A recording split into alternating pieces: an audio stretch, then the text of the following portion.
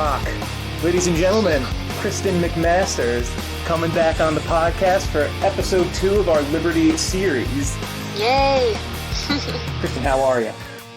I'm doing well. I'm surviving the apocalypse, apparently. How are you? Good. Are you guys, you're not on, like, the lockdown like we are in the Northeast yet, are you? I don't really know what you mean by lockdown, but it's not like we have to stay in our houses, but restaurants are closed except for takeout and I guess drive-through.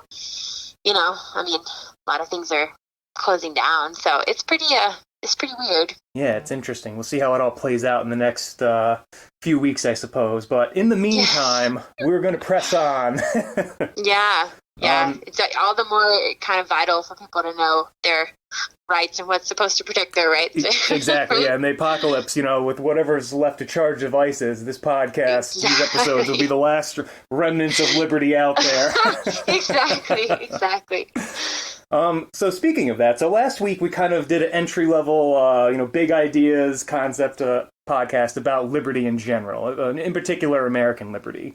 And it kind of seems natural to then start talking about the Constitution, the obvious manifestation of these ideas found in the Enlightenment, in the Declaration.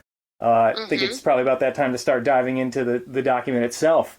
And after a lot of discussion, it seems that we were going to try to cover most of the Constitution, maybe at least, see how we were going to divide it up, maybe doing the first 3 articles to kind of cover all 3 branches, but we decided that actually there's so much in just Article 1 by itself that we could dedicate almost a whole podcast just to that. Yeah. So that's what we'll be doing today. And I think, I think the best way to do is just kind of go section by section, you think, right? Just kind of, unless you have a different perspective. I'm ready to do both. I was wondering if I could just say a little bit about why Congress is so important, if that's okay. Absolutely. Go for it.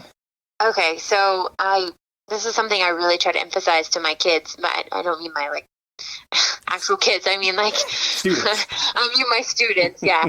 I call them my kids, but I think it's really important that they understand sort of the significance of Congress and why it's so important to understand Article 1, probably more than any of the other articles, because if we create government, so if you listen to the podcast, the last podcast, we talked about sort of why we need government in the first place, right? Which is to protect our private property from each other, basically. So if we know that that's the point of government, the government does that through what? Through making law. So the point of government is to make law to protect our private property from each other, right? Well, only one branch of government actually makes law, and that's the legislative branch, which is Congress. So their job is to make the laws.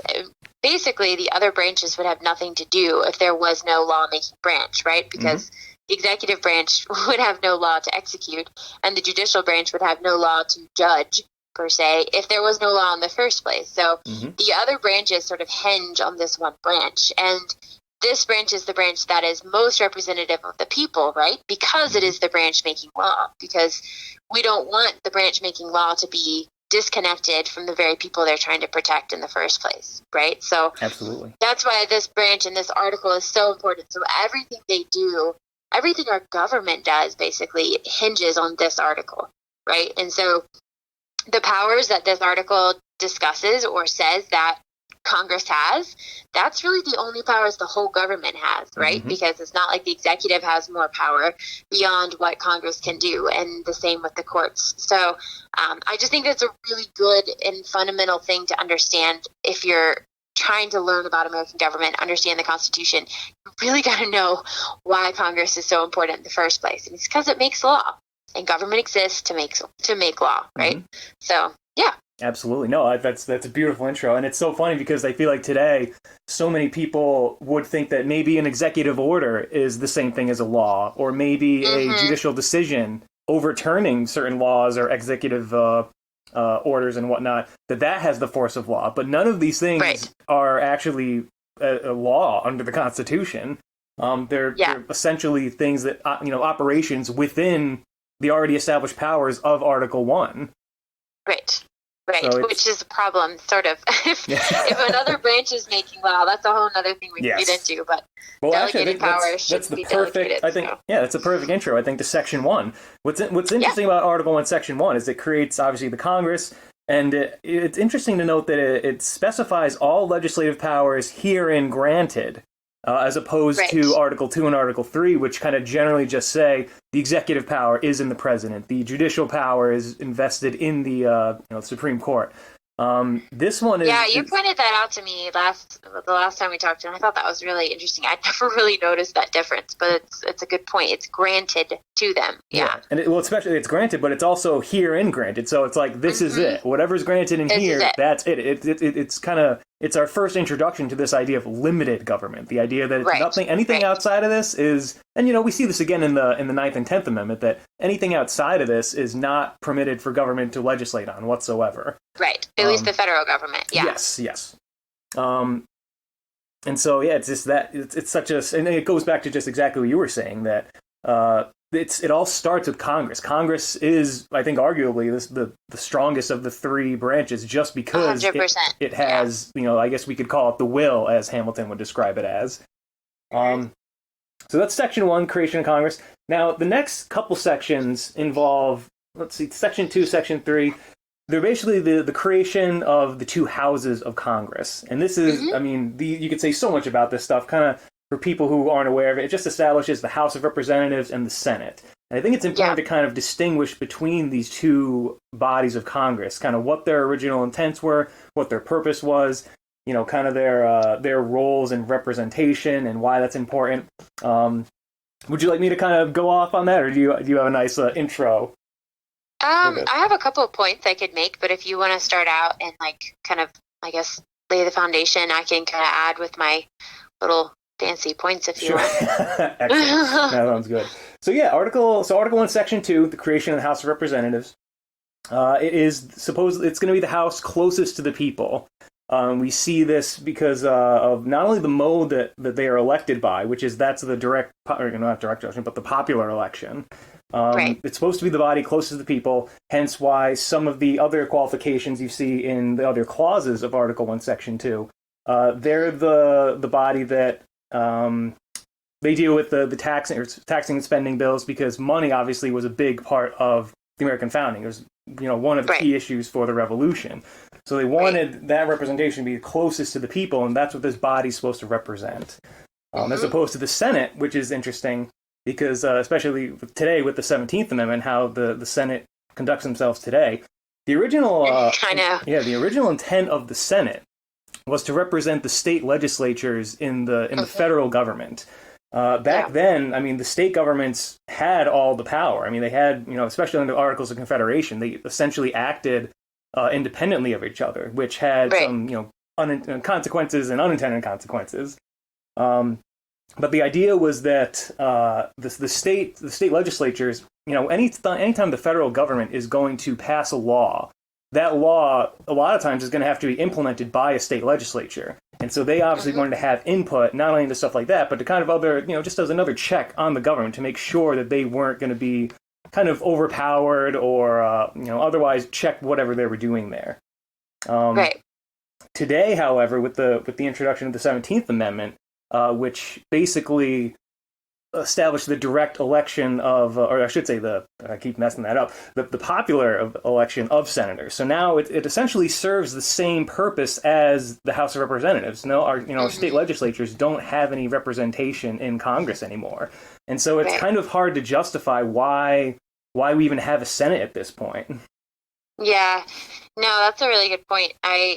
So the Senate, it's one of those, the 17th Amendment and the Senate, it's really one of those kind of funny changes, because I remember in grad school, I was just studying kind of this shift in this transition and articles about this, specifically the 17th Amendment. And obviously there was the complaint basically in the populace that senators were kind of, they were using kind of nefarious methods to get into the Senate so they could pay off, people could kind of pay them or bribe them or do things that shouldn't be done because of the state legislators being the ones in charge of electing them. And so they didn't want that to happen. So they tried to change that, and they thought, well, if we allow popular vote, and the citizens of the state can actually make the decision, then all of this kind of stuff that we don't want to be happening won't happen anymore.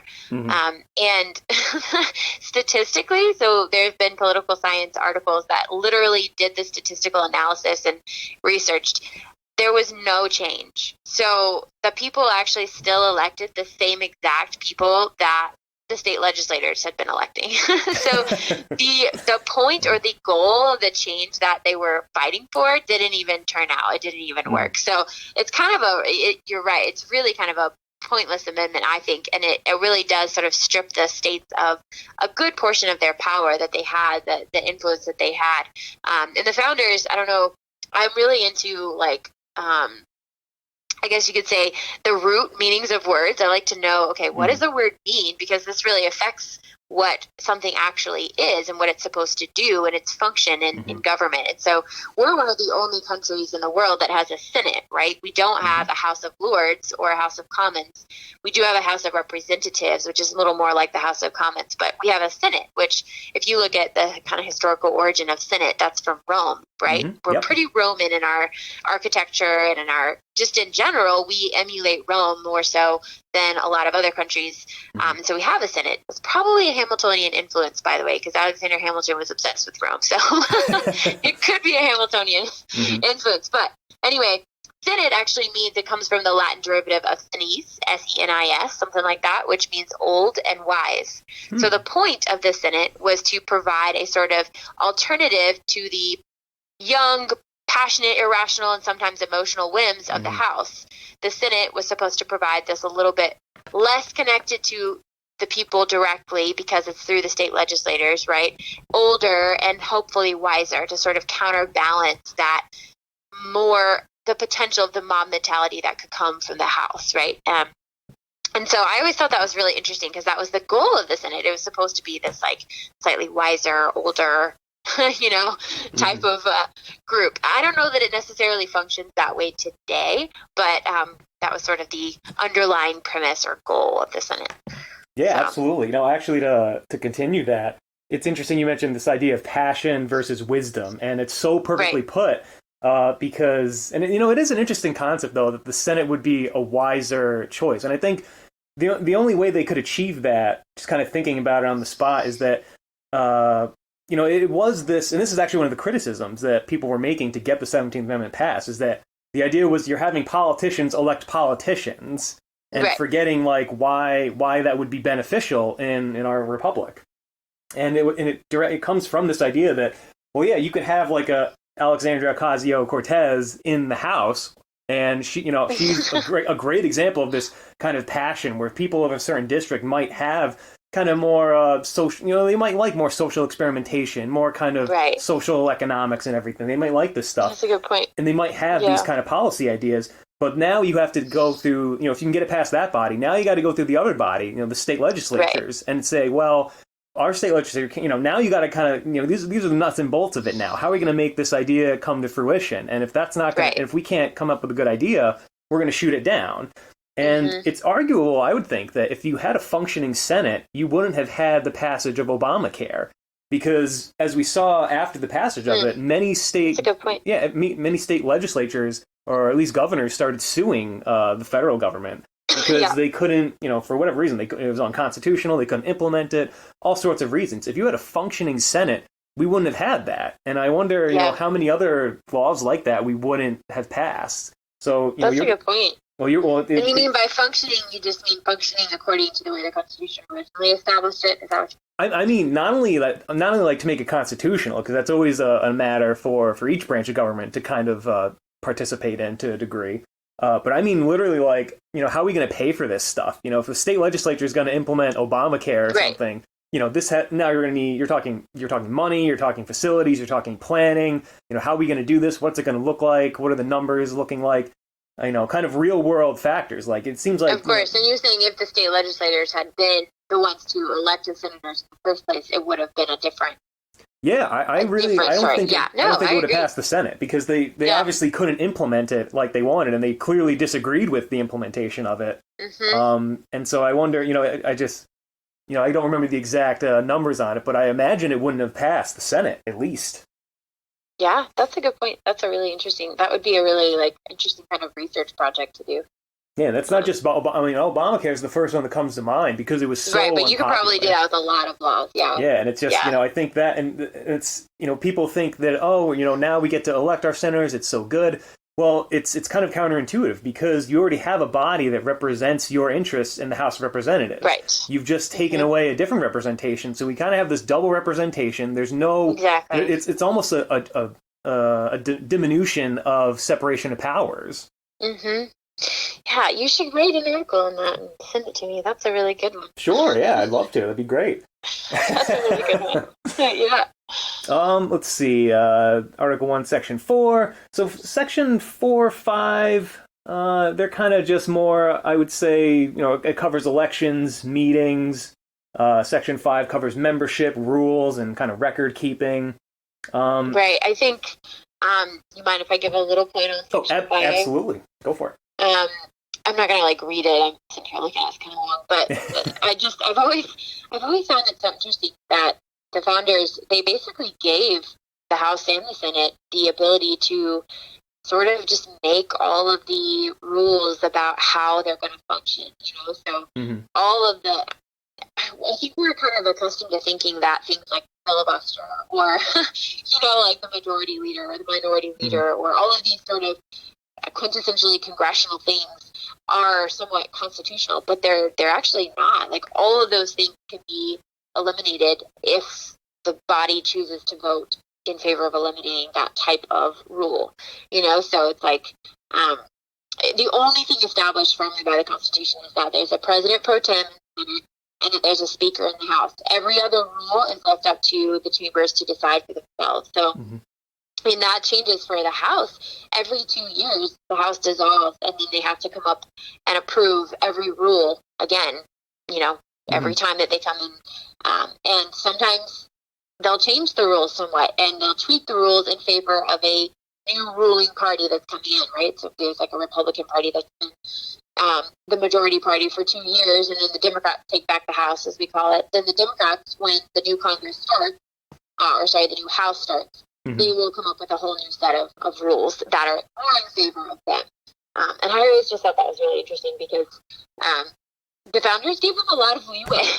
Basically, they could run their, lawmaking process however they want. And they do it in some really wacky ways. They do some really wacky things in the ways they pass laws, amend legislation, and just the committee process, and just everything. All of that is just set up by them. There's nothing inherently constitutional about any of that. That makes sense. Yeah, it gives them a lot of leeway to kind of, govern themselves. The more you read the document, they can kind of establish who does what, how are we going to proceed with things.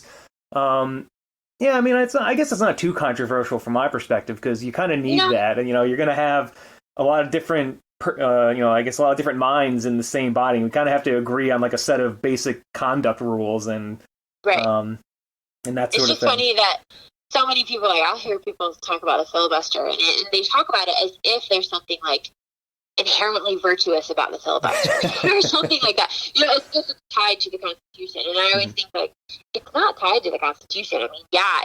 It's tied, I guess, in the sense that because the Senate can make their own rules, they created the filibuster. But there's nothing inherently virtuous or constitutional about the filibuster or the lack of the filibuster. It's just a way that they've chosen to run their chamber. I don't mean to interrupt you. I think, did you move the phone a little bit? I don't think so. Maybe it's the coronavirus. Oh, gosh. It's affecting my phone. You just kind of sound like you're kind of going, it might just be the phone, but it sounds like it's kind of getting a little distorted, kind of getting a little echoey. I'll switch ears. Maybe that helps. Okay. Yeah, let's keep going, though. Yeah, I'm just kind of monitoring it. You can hear it kind of goes out a little bit, but still audible. Okay, good. Okay. I can start talking louder if you want. Yes, I would try that, too. Maybe that'll help mitigate it. I guess the only other thing I would point out to people is, I guess, an interesting thing that I know. In Section 5, it does talk about, the Congressional Journal, basically, what's going on in Congress and everything. And I think this is probably the grounds, if I'm not mistaken, it's probably one of the grounds for the FOIA, the Freedom of Information Act. And it's one of those things that basically says, whatever Congress does, they have to publish for people to see, excluding things that they deem should be secret for a time period. But it's interesting, like how under the Constitution, they are to make some of this stuff public, and yet how difficult is it to get a FOIA request fulfilled by them when they kind of are motivated against you to not provide you that information? One great example that I recall is Mark Levin's Landmark Legal Foundation was just I think they issued a FOIA request to just get like the email correspondence between different members in the EPA about kind of new laws and ideas that they were proposing. And I mean, ultimately, they didn't get it, and the judge kind of held them in contempt. And of course, nothing happened. No one went to prison, and everything was basically fine, except the judge was super mad at them. But it kind of establishes precedent, not only for government being able to kind of like deny you your right to see what they were doing, but it was another violation of the Constitution. It's just sad that like basic things like, hey, what are you guys doing? They just don't want us knowing. They want to keep us in the dark about it, which is kind of terrifying. Yeah, and Congress is really powerful, so they they can do a whole lot more than even say the executive or judicial could technically do. And so if they don't want to release information, they're likely going to be more equipped to not do that than other branches of government or state governments, etc. And especially if they're being naughty over there and they don't want to let you know what they're talking about in their emails. Exactly. And I mean, who's going to, they're the ones that make the law in the first place. So it's not like the executive can make a law to force them to do that. Yeah. Let's see. I guess we've exhausted those two sections. Section 6 looks to be talks about compensation rules and other things about kind of rules about doing business. One thing to know here is actually, is this the right one? I'm trying to remember. Oh gosh, should I pass over it already? I don't know. There's a lot of sections. I think I know. I'm waiting until we get to the best section, next section 8. Section 8. I know. Can't wait to get there. One of these, I think it is section 6. I didn't write it down, but I'm pretty sure it's section 6. One of the interesting things about section 6 is that it establishes a rule for Congress to expel members. So unlike judges and the president, who have to go through this impeachment process to be removed from office, in Congress, if you want to move a Congress member, all it takes is a majority vote of Congress to expel a member from Congress, which is actually pretty crazy, I think. And I like it. I like the idea. It's crazy to think that there's such a complicated process for the president electing them. For the elected branches, the other two I shouldn't say that, the other branches of government. But for Congress, if they want to get rid of somebody, they can just do it with a vote, and that's it. No trial, no impeachment, no anything. And I would say that particular clause would be quite useful for if we had genuine politicians, like real Republicans, kind of more like conservative Democrats who maybe kind of believe in some more social issue stuff. I think if you had a more level-headed Congress, you would be expelling members like the Squad, like AOC, and some of these other kind of way far left politicians. I think that's probably one of the functions that they expected them to execute while in Congress, is that if you have someone who's super radical, you've got to get that person out of there. That's true, and there's nothing unconstitutional about that, actually, because there's really no stipulations on, you can't expel someone because of this, that, or the other. You can only expel them, they kind of have the discretion in what they want to do, and they've expelled a couple. They've done that a couple times. They have, yes. I was gonna go into that, but in the interest of saving time, I did not. But and again, I can't even remember the exact sections. Aren't you glad we didn't? Aren't you glad we didn't try to do the whole Constitution? Oh my God, yes, not all at once, no. Moving on to section 7. Basically, I would summarize this as kind of the law-making process. They talk about the veto. So actually, I think this is the first mention of actually the president here, where they talk about his pocket veto, and kind of just other lawmaking processes, basically how bills work, passing bills, stuff that most people know. Such as it's got to pass both houses. Both houses can kind of amend it during that process. It goes to the president. If he doesn't sign it, it goes back to them. They can either override it or maybe clean it up for him, and then he can pass it. Things of that nature. I don't know. Anything to add? I was just going to say, it says, and you already mentioned this, so it says all bills for raising revenue shall originate in the House of Representatives. And I just think that's a really kind of key and essential point that a lot of people don't really pay attention to or know. And you mentioned it already, but there's always a theoretical kind of justification. I mean, the founders were really brilliant, and they thought it through. It's pretty amazing that like our government was so carefully thought out. It was not an emotional kind of irrational thrown together government. It was like every little part was thought through, and they thought through this, and they didn't want the Senate, who was connected to the states, having a say in the start of sort of taxation or raising revenue, right? So they wanted the body of government that was most directly connected to the people who would be having their private property taxed, right? And that's the whole point, is that taxation, and John Locke talks about that a whole lot, is that taxation cannot happen without representation. If it does, hence the Revolutionary War, there's a problem, So they really thought through that, and I just think that people should really pay attention because that's not always followed. And so, that's something that we should watch more carefully. Yeah, it's basic things like that. It's so, just kind of going through this stuff and kind of studying throughout the week, just reviewing it, it's just amazing to see how far away we really are from it. And I mean, we're about to really dive into it now. I think is the perfect time. Article 1, Section 8, probably the most important part, the most debated part, the most, the most commentary, the most debates, the most just written documentation, written record is Article 1, Section 8, the powers of Congress. Right, which is, this is basically the powers of government in general, right? And this is this is it. In other words, our federal government has no more power than what is right here.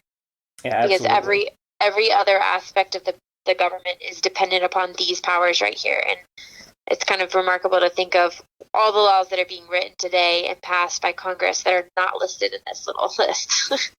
All right, so I think what's interesting about this one is we kind of can brush over the other sections of Article 1, but this one you really got to go through it clause by clause and like be very specific with it because each one of these are just so important. So depending how you count it, roughly Article 1, Section 8 provides for 18 powers that Congress can execute, or I should say legislate on. Starting with the first one, spending. It basically says that you can spend for the common defense, the general welfare, and what's the first one? Taxes, taxes.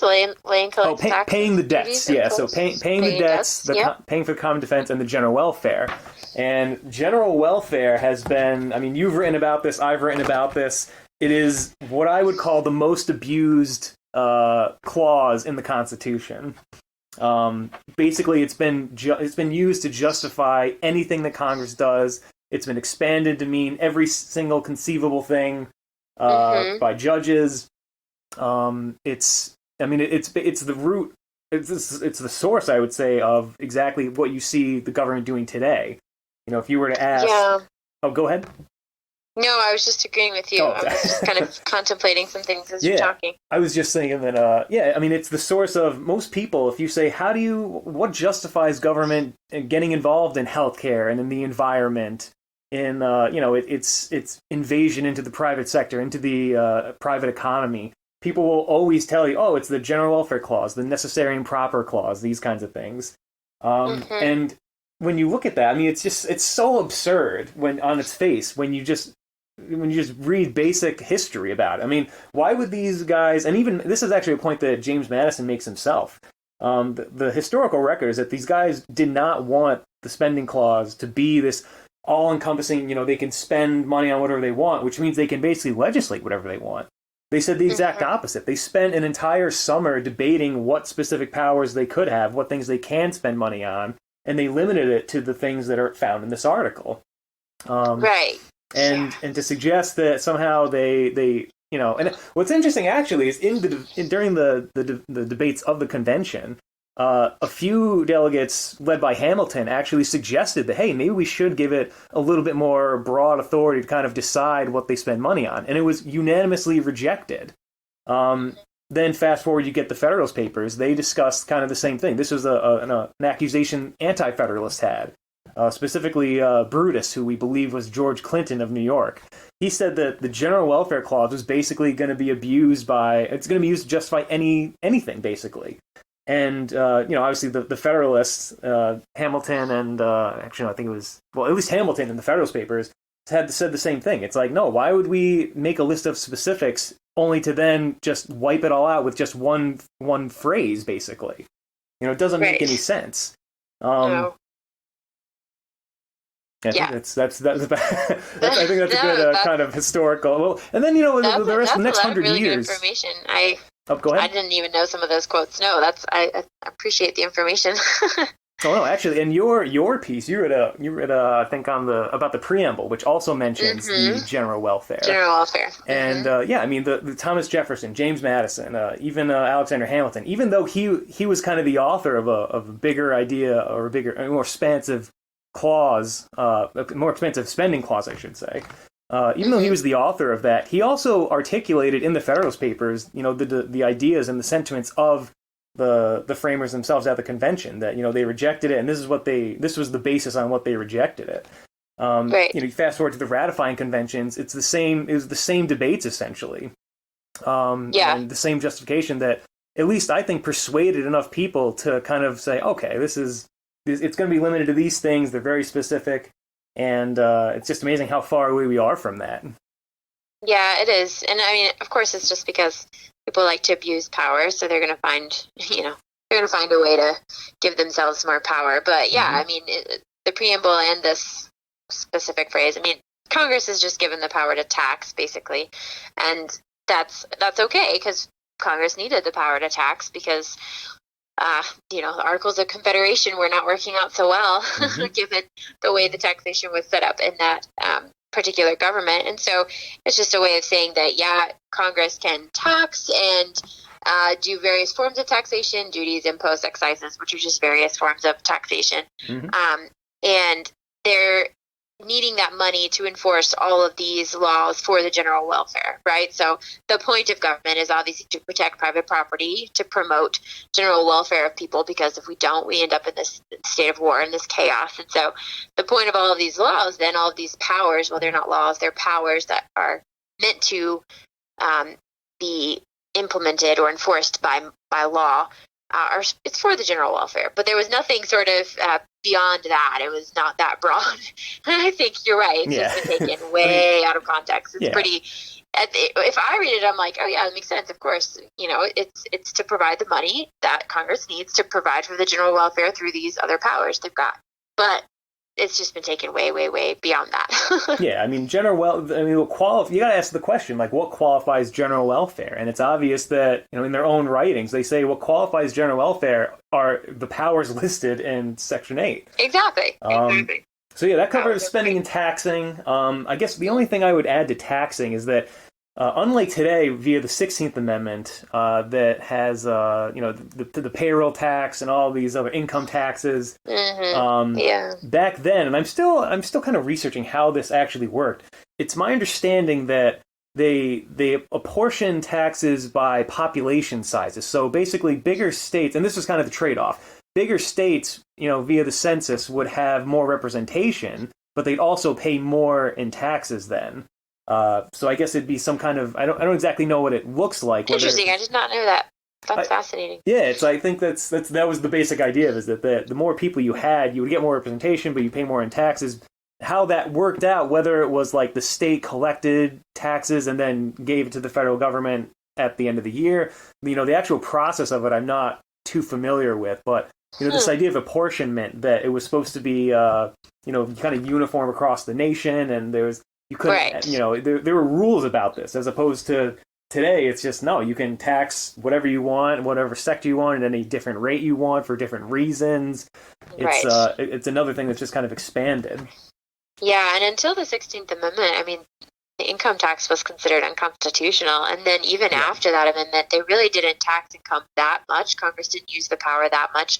But ironically enough, because times of crisis,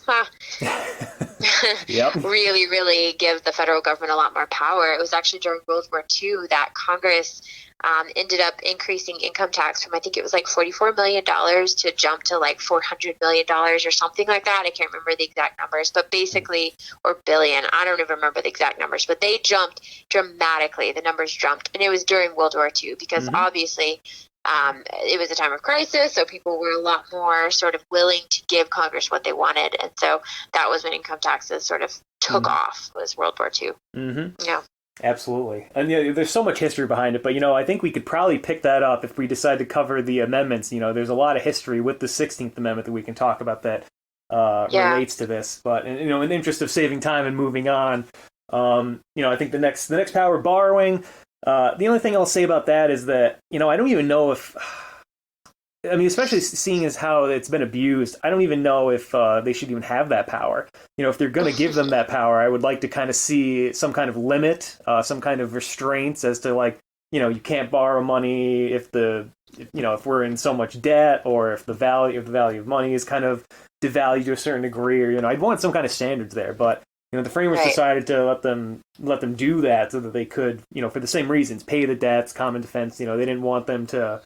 I guess in times of crisis, go bankrupt.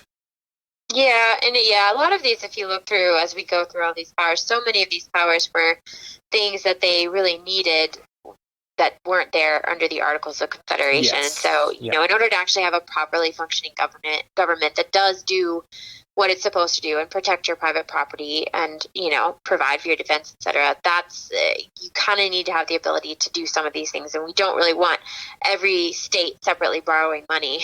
It would just cause some chaos, so it's better to have the one singular government that has that power. Now, whether they've abused that power, that's obviously a whole nother can of worms, but It makes sense, I think, logically, that they should be able to tax and they should be able to borrow money. Absolutely.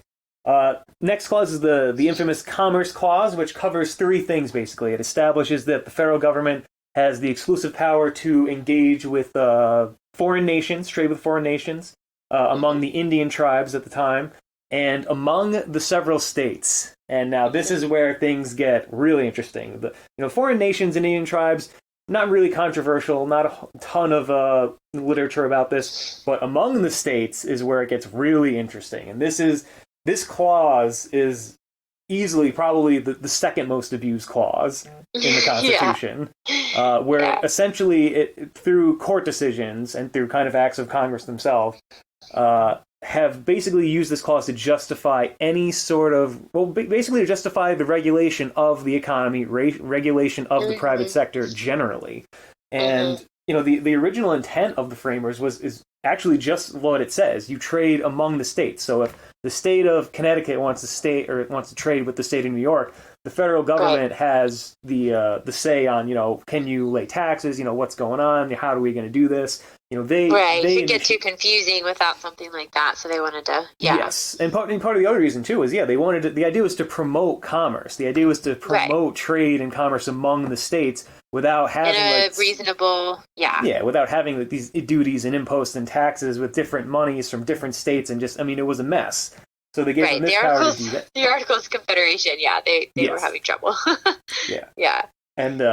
And so now it's saying, so obviously the point of this was to increase trade, promote trade among the states, but not to deal with activity kind of within a state, within someone's private property, within like a township, and kind of within states essentially. And that's been totally erased by courts, and so now that's the justification that if you go to your bathroom today, you'll see that everything is regulated from shower head flow rates, toilet flush rates. Anything in your medicine cabinet has been reviewed by who knows how many different bureaucrats and executive departments. I mean, every aspect of our lives, essentially in our homes even, are looked at and regulated by some kind of governmental body. Yeah, even to the point of the government telling you at what age you can drink alcohol.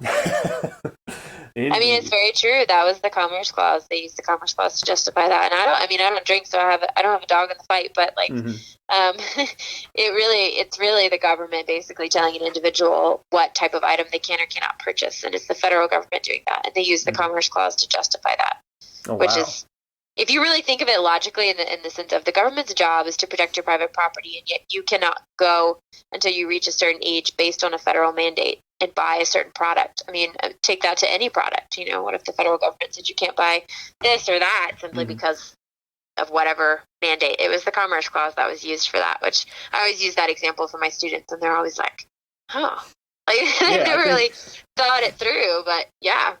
Yeah, I think probably the most pivotal case for, and I guess for the listeners, this is probably a great example of how these courts and how the courts really expand and really just do these linguistic gymnastics to take one word to mean a completely strange and unknown thing to like the original definition of the word. There's a case, Wickard versus Filburn, which basically I think was the court case that paved the way for what we see today, this invasion of the private sector. The facts of the case are pretty fascinating. I'll kind of sum it up as best I can. There was a farmer in Ohio who was growing wheat on his own land, and he grew it, he fed some to his livestock, he saved most of it for next year's seeding, and some of it he sold locally to other farmers or other markets within the state. All of it was within the state. Oh, and some of it I think he ate himself. So a wide variety of uses, all within the state. None of it left the state, no interstate commerce. And so the judge ruled against him and said that, well, listen, you grew your own food, and so that means you didn't have to buy food, which means that you affected the market because you didn't participate in commerce.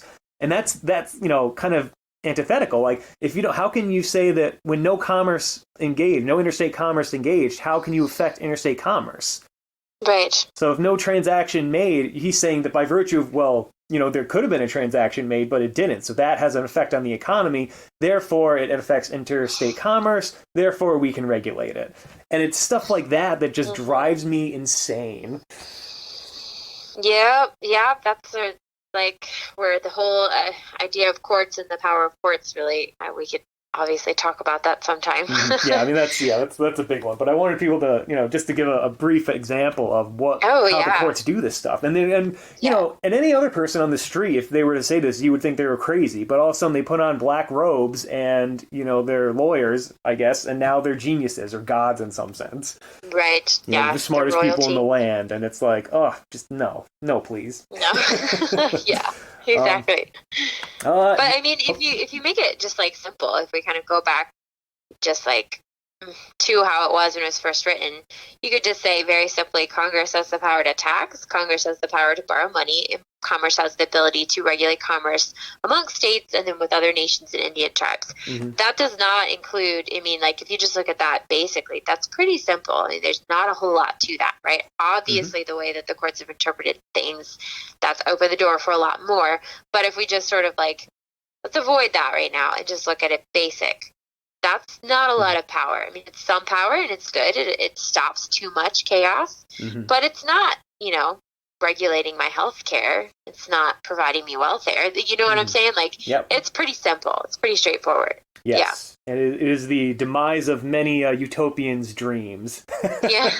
Yeah. The next one, Clause 7, the Naturalization Clause. Yeah.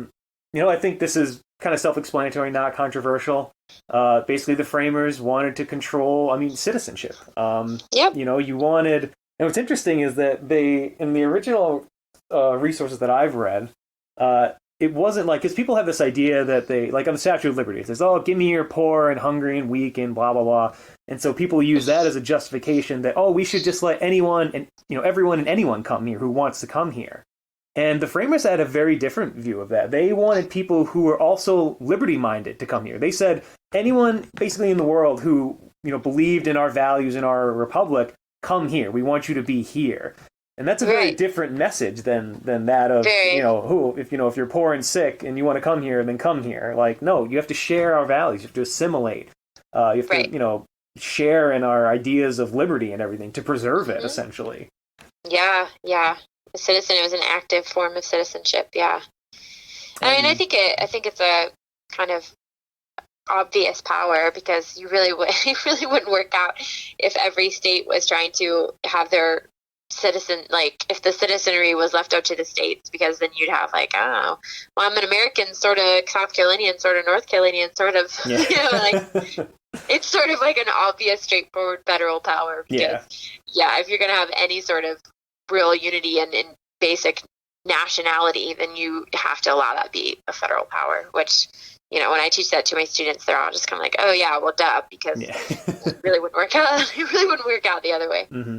I guess the only other thing I would note on this is when I was researching it specifically, I found that a lot of the actual immigration law hasn't changed. I mean, it's been updated from time to time, but the stuff that they passed in, I think, 1775 largely hasn't changed from today. That's interesting. And the only changes, I guess the serious change, because obviously it's very different today, but the serious changes have actually come from a series of court cases that have quite literally just said, Not hey, surprising. Yeah, it's a common theme that I think the listeners will get used to. But yeah, like it says Congress can do this, so Congress did it, and then the courts one by one over time just said, oh well, you can't discriminate. You can't have. I'm just trying to think of one off the top of my head. You can't have like English be like a standard. We're going to get rid of that. You can't have this requirement of these people. You can't. They basically just kind of arbitrarily decided what they were going to allow Congress to do versus what they would. Interesting, given that it's a congressional power. Yeah, and the fact that Congress would listen to that, or that the executive would decide to enforce that, it's very strange to me. Yeah. Let's see. All right, moving on. The next few powers, I think, important, but also not too controversial. Bankruptcy, coinage, weight and measures. I guess providing laws for counterfeiting. Yeah, it's a federal crime versus a state crime. Yes. Obviously. I don't have too much to say about those. I think they're also. No, I think they're obvious federal powers. It wouldn't work out so well for the states to have those powers. Every state have a different currency, or obviously if it's a federal currency, then it would be a federal crime to counterfeit, things like that. I do wonder though, because I think most conservatives are against like things like the Federal Reserve, which kind of, I guess among other things, kind of dictate the interest rates for borrowing money for banks. Right. I wonder if that, and I don't like this idea, but I'm just kind of being objective. I wonder if like the idea of kind of weights and measures, if that actually kind of is constitutional. Then I'll have to do more research on it, but I'm just kind of thinking on the spot about it. Yeah. Well, I mean. Yeah, it's in the Constitution, but Hamilton was the one who really pushed for a Federal Reserve, and so, and he ended up with a compromise with Madison and Jefferson, and so they got their Washington D.C., so I don't know. Honestly, this is one of those areas I'm gonna have to really research a lot more, because I think the Federal Reserve that Hamilton kind of started wasn't so bad, but I think Woodrow Wilson was the one who really took it and made it a problem. But again, I'm kind of speaking, and I don't have as much education. As far as weights and measures, though, I mean, I could be wrong about this, but I thought I researched it, and that weights and measures just basically means that they set the okay, we're going to use the miles, and we're going to use pounds and stuff like that. I don't actually know what that's called, to be honest. I did not think I can't remember. We have the metric system, and then we have the what is our system? I don't remember what it's called. American Standard System? Standard or something, yeah. That doesn't seem to be too problematic to me, because obviously the founders knew that if every state had a different standard for weights and measures, it would be a problem. You don't want to drive, okay, I know it's 500 miles from South Carolina to North Carolina, but when I get to North Carolina, I'm driving, kilometers or whatever it is. Kilometers. So, kilometers, is that what it is? Yeah. Yep. So that kind of, I don't know. It seems intuitive to me. It kind of makes sense. Yeah. I guess I'm just wondering, if you, I'm thinking of, you have coinage and you have weights and measures. I wonder though if coinage, because they can regulate, it's coinage, but they can regulate the value of it. So I'm wondering the value of it, right? Which is a different, right? So I'm wondering kind if of aspect of weights and measures. Yeah, it's. I guess I don't know. I guess I'll have to do more research on it, but let's keep moving forward here. I guess post office. This is a big one. Yeah, it's a huge one. Everybody loves post office. Yeah, it's funny because it's it's one of those like, oh, it's the libertarians would always say, oh, my roads, like what, without government, what are we gonna, always that libertarian argument that I find funny. And I argue I have to do more research on this one too. I think it was not really that controversial. The idea that mail and kind of the transmission of information and letters from people would be kind of a federal power. I don't know. Do you have any interesting thoughts on that? No, I mean, I think it makes sense. I think it would be really difficult to transfer mail across states if you had multiple different local state-run post offices. It kind of, if you want to be able to transfer messages across multiple states, it makes sense that you'd have a federal way to do that. I guess. I mean, I try to put myself in the in minds of the founders, and I'm like, okay, so they're sitting here struggling with this Articles of Confederation, and how do they handle it? And they're obviously thinking, okay, well, we need a slightly stronger government. And what are these key problems, key concerns that we're struggling with under the Articles? And a lot of them had to do with things like this, where it was too much happening at the state level to actually have a functioning country and functioning government. So that makes sense just as much as, the next one, patent and copyrights, that makes sense. All of them, I don't know. They're like, oh yeah, okay, that makes sense. It's pretty obvious. If you want the federal government to be able to work, you need that power. I guess where it gets weird is where people have taken them so far out of context. But if you just look at it very basically, and the point of government is to protect private property, these seem very intuitive. Yeah, I think just kind of listening to you, I was just kind of thinking, it probably makes sense because imagine if we were gonna send each other a letter, and we're in different states, and like let's say your state has a totally different way of I guess transporting mail. Or not even transporting, but like documenting like where people live. Like here we have like a road, city, state, zip code. It's kind of across the state. And imagine like I would have to learn that process for 50 states, and it might hinder me sending letters to people. That's a good point. Yeah, it just kind of makes sense. Yeah. Okay, moving on. You mentioned patents and copyrights. No controversy there. Well, really. There's no controversy. It's super important, though. I mean, it's a huge part of why federal government exists, right? I mean, if the point of the government is to protect our private property, well, there's nothing more important than being able to innovate freely, and the fact that the federal government provides that protection. So you can create something or write a book, and that's going to be federally protected by a copyright or a patent. That's a big deal. It means that you can go to any state, and that is your property. As opposed to if that was a state power, that would be problematic because maybe it's your property in South Carolina, but you go to North Carolina and you don't have a patent, you don't have a copyright, So again, looking at it from that very purely just like, okay, I'm moving away from the Articles of Confederation, figuring out how to make a better government, one that can handle the size and population and all of that. Yeah, of course we'd want the federal government to have that power. Well, that's beautifully said. I actually learned a lot from that just in that one segment. You did? It makes total sense because you've got not only does it protect private property, but it also I think incentivizes innovation because 100%. Now if you create something, you can actually profit from it. You can actually protect it, and if you can create something really cool. You don't have to worry about someone stealing it and maybe, making money off of a thing that you created. So it's wow. Yeah, I was going to blow over that one, but I'm glad you chimed in on that. I like to harp on that for my students because we're talking so much about private property. I'm like, well, this is really important. This is part of why we have government. I do want to ask you. Go ahead. Yeah. No, that was what I was going to say. I was going to ask you, so one of the problems I do have with the current copyright laws is that I think they're too long. Now, I guess I don't remember the difference between a patent and a copyright. I think they're for different sectors, like maybe one's for technology and copyrights more. Yeah, I don't know that I understand it all either. But I know for copyright, the basic copyright is life of the author plus 75 years. And I feel like that's kind of too long because it kind of denies, I don't know, I just feel like it denies a whole generation access to something that could be really valuable that they could use right now.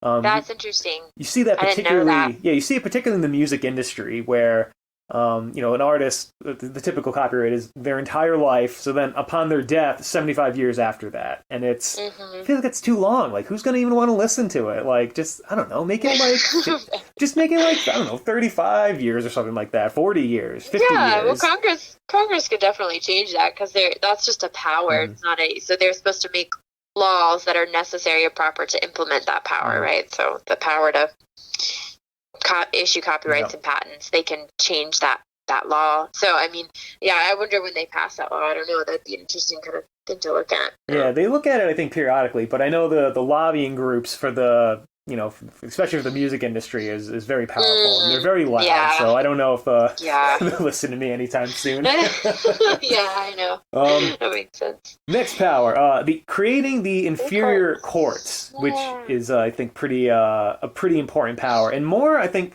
it kind of gets expounded upon in Article 3 a little more, but here it's listed here as well that they create the inferior courts below the Supreme Court. But it doesn't end there. It means they also can decide what cases the courts see. They can, decide the purview. That's the same thing. They have a lot of control over the courts in terms of things they can see. They have all control, basically. I mean, how many there are. I mean, they can get rid of different jurisdictions.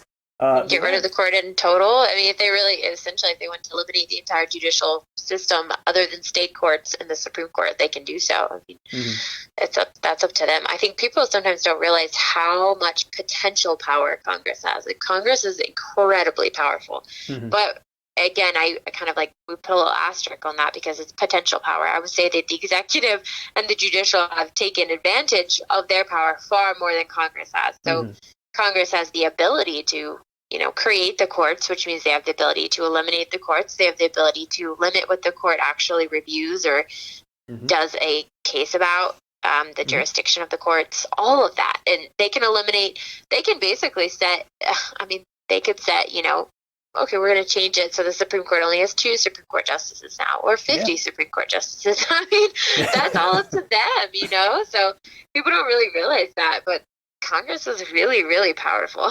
Yeah, and it's just interesting, kind of harking back to Article 1, Section 1. I mean, this idea that Congress is the legislative body of government. And like you kind of said, that now the executive is, some executive agencies make federal laws now. Judges make federal laws now. And so it's like all of Congress now is basically a legislative kind of body.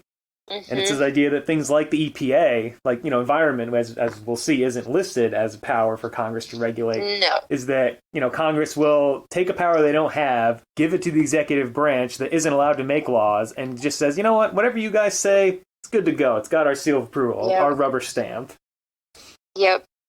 There's so much more I could say about that, but I know we're pressed on time. I know. All right, let's keep going through these then. Define piracy and, felony punishments. Makes sense. It's a federal power. Wouldn't really want the states doing that. Declaring war. Now, this one is a little controversial, and I say a little bit because there is a little bit of dispute among originalists about kind of what this clause means. There's basically 2 camps from the research I've done. They call them the Congressionalists and the Presidentialists. Basically, it means that the Presidentialists think that the president can actually initiate war, and the Congressionalists believe that no, Congress actually initiates war, and that when they wrote declaring war, they actually meant kind of for legal purposes, hey, we're at war with China, so our legal situation with them changes now, so trade is going to change, and those communication is going to change, that kind of thing. Whereas the president, the presidentialists would say, no, he's the commander in chief, he's the the head of the army. He knows what's going on. He's privy to all this stuff. He dictates kind of the nation with war. I gotta admit, I'm still kind of, I guess, researching this. I used to be more of a presidentialist, but over time, especially actually in the last 2 weeks, I'd say that I'm switching camps now. I think it's obvious that that Congress had they give the power to declare war. There's nothing in Article 2 that says you can. I've switched sides now after doing more research. But your thoughts? I see nothing to support the idea that the president has the power to initiate war. I mean, I think Congress is the one that raises and supports the army. So in other words, they create them, they fund them, then they declare the war. And if you just think theoretically, I always harp on theory, but I think theory is so important, because if you understand why something is the way it is, then it makes a lot more sense why it does what it does, you know? So Congress is the one that's most connected to the people, and the states, right? So the Senate was the one that was supposed to be representing the state legislatures. Obviously, we wouldn't want separate states declaring war, so that's why it's a federal power rather than a state power. But it's also really important that the states have a say, you know, so the states want to have a say in whether or not they're going to end up going or engaging in some sort of war with another country. And then the people themselves are going to want to have a say, because if you're going to send your brothers and, you know, dads and sons and all of that to die, then this doesn't need to be a unilateral decision made by one person that's not technically even fully representing all of the people, especially given that the executive branch as a whole is not actually elected.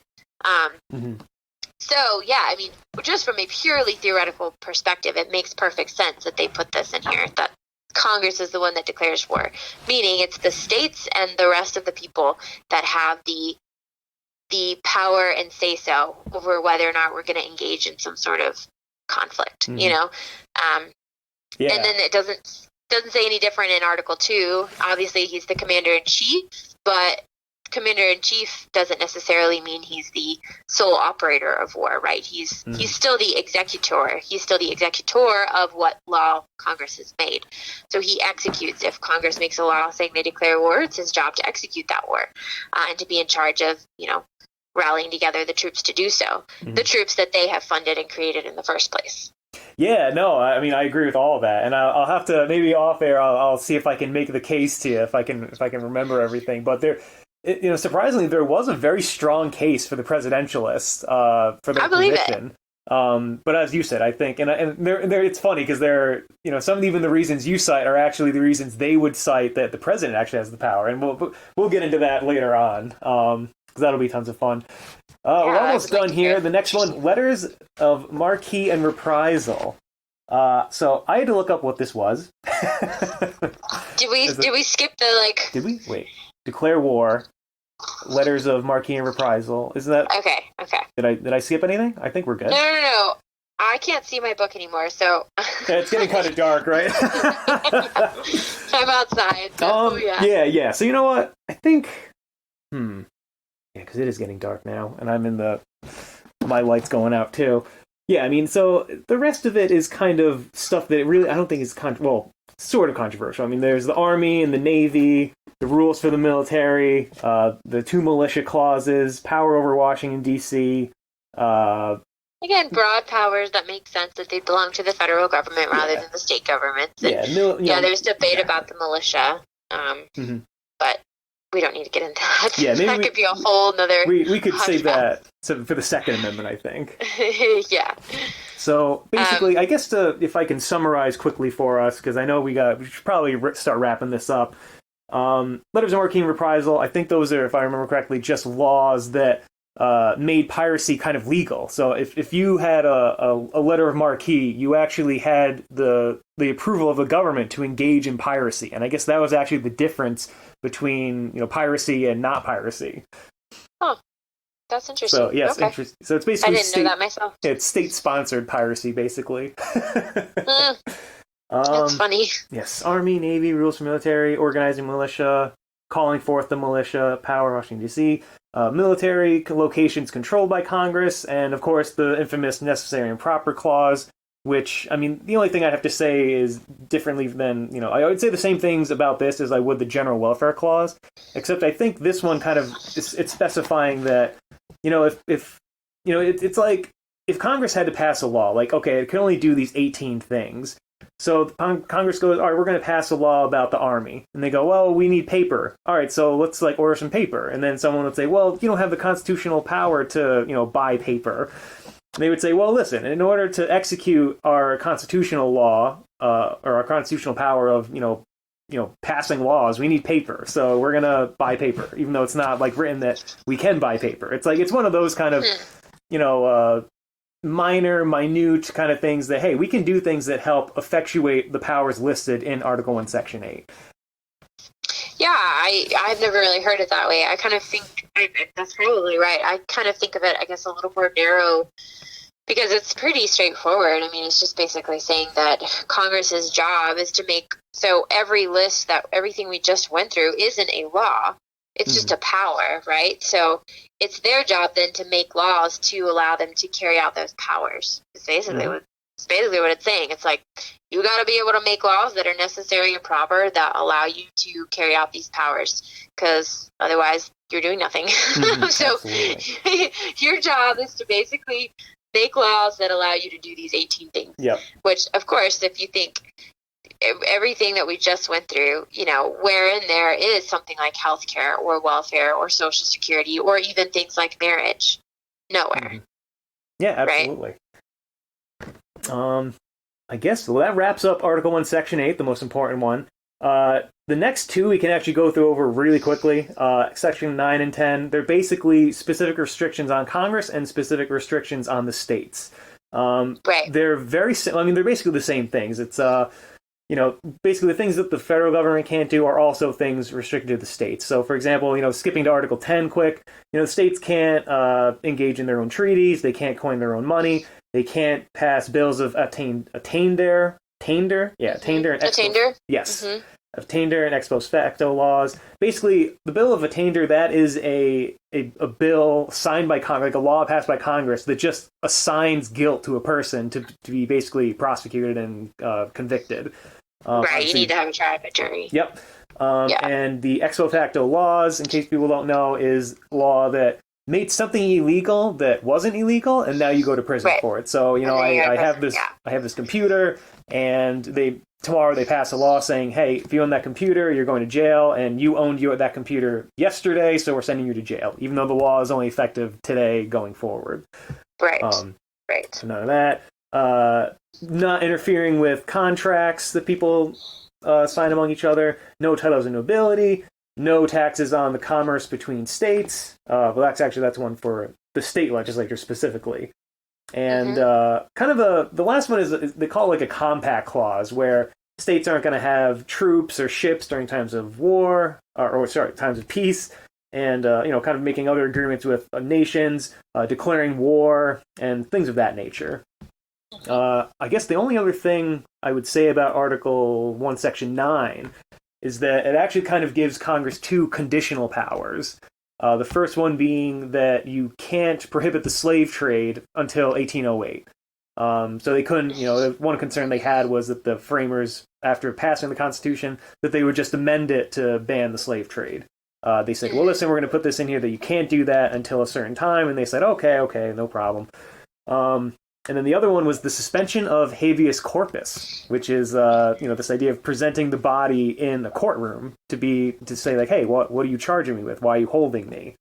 Congress isn't allowed to suspend that unless there are, I think it's an invasion or rebellion.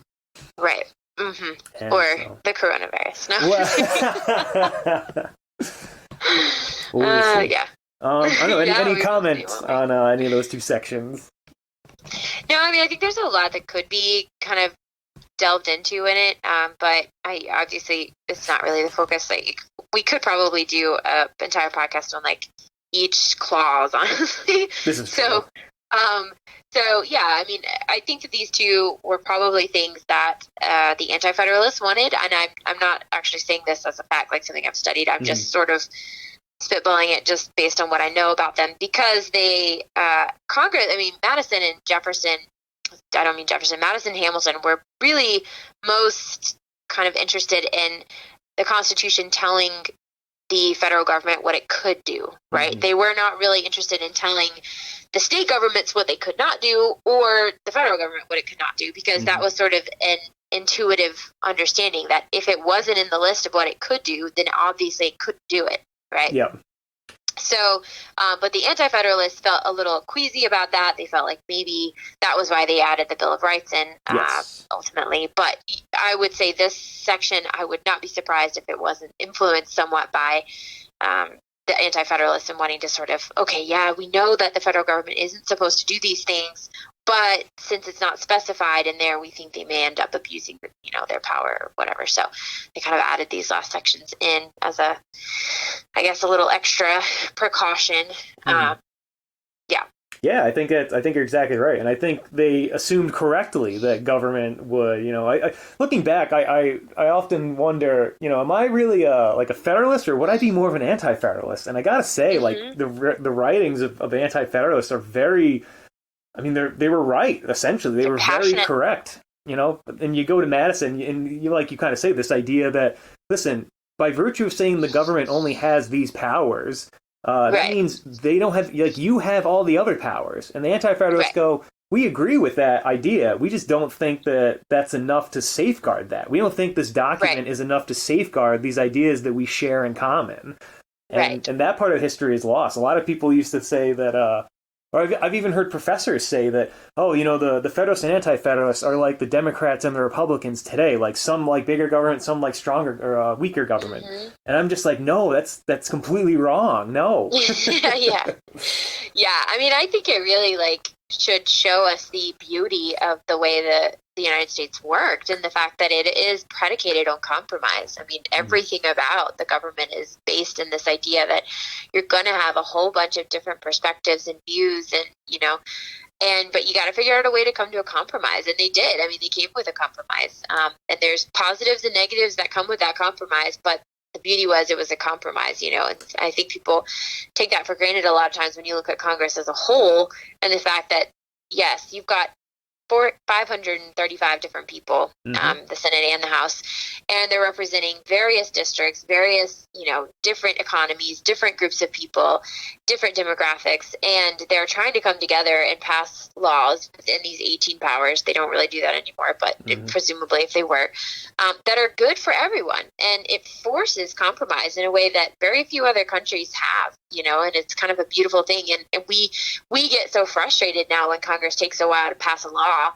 because, they're not doing their job or whatever. Yeah. But the thing is, the point is it's supposed to be a slow, cumbersome process because this is a big deal. And passing a law that's going to affect you and your life for the rest of your life is going to be something that needs to be slowly talked through and worked through and debated. And I think that started at the Constitutional Convention. It's kind of like that was the first major way we've seen this compromise happen is like the Anti-Federalists and the Federalists. They were at each other's throats. If you read their writings, they both thought if the other would win, literally the world would end, they did. And so, but they somehow came together and figured out a way to pass something that they both semi-agreed on, and I think that should teach people today a lesson, honestly. Absolutely. Yeah. I think on a final note here, I think the Constitution was a compromise that did not compromise liberty, I think is the best way I can sum it up. Exactly. Awesome. Well, on that note, I think we'll wrap it up here and look forward to doing another podcast on the future articles. Probably at this point, Article 2, I would say. Yeah. Just Article 2. We could probably have enough time just to squeeze. We probably could, yeah. All right, so we'll sign off now. Thank you, Kristen, so much for coming on. And we'll see you next time. Alrighty. All right, until next time.